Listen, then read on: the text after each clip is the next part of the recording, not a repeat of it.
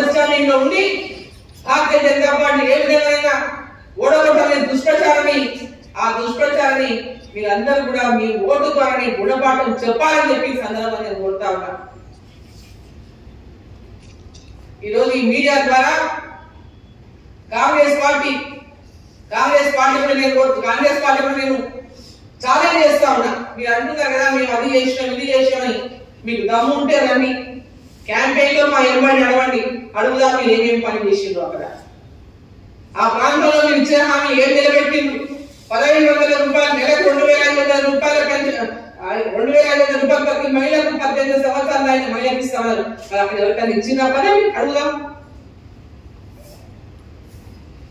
4000 రూపాయల పెన్షన్ ఎవరికైనా వస్తుందా పదవి అడుగుదాం.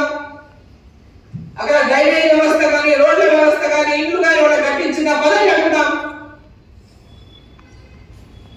మీకు అసలు ఓటు అడిగే హక్కే లేదు కాంగ్రెస్ పార్టీకి. అక్కడ ఈరోజు ఓడగొడతారనేటువంటి భయంతోనే పిరిగితనంతోనే ఈరోజు మీరు అదనుద్దీన్ గారిని మంత్రి మండలిలోకి తీసుకుంటున్నారంటే మీ ఓటమి ఖాయమైపోయింది. కాంగ్రెస్ పార్టీ ఓటమి అంగీకరించింది.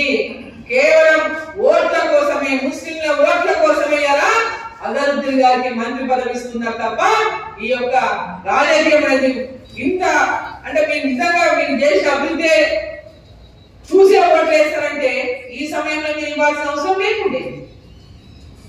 నిజంగా మీరు అభివృద్ధి చేసి ఉంటే మీ అభివృద్ధిని మీ పరిపాలన చూసే మరి ఎన్నికల్లో మీరు గెలుస్తామనే విశ్వాసం మీకు ఉండుంటే ఈరోజు మంత్రి మండలిలో అకస్మాత్తుగా అదనుద్దీన్ గారిని చేర్చుకునేటువంటి ప్రకటన వచ్చేదే కాదని చెప్పి సందర్భాన్ని నేను తెలియజేస్తాను.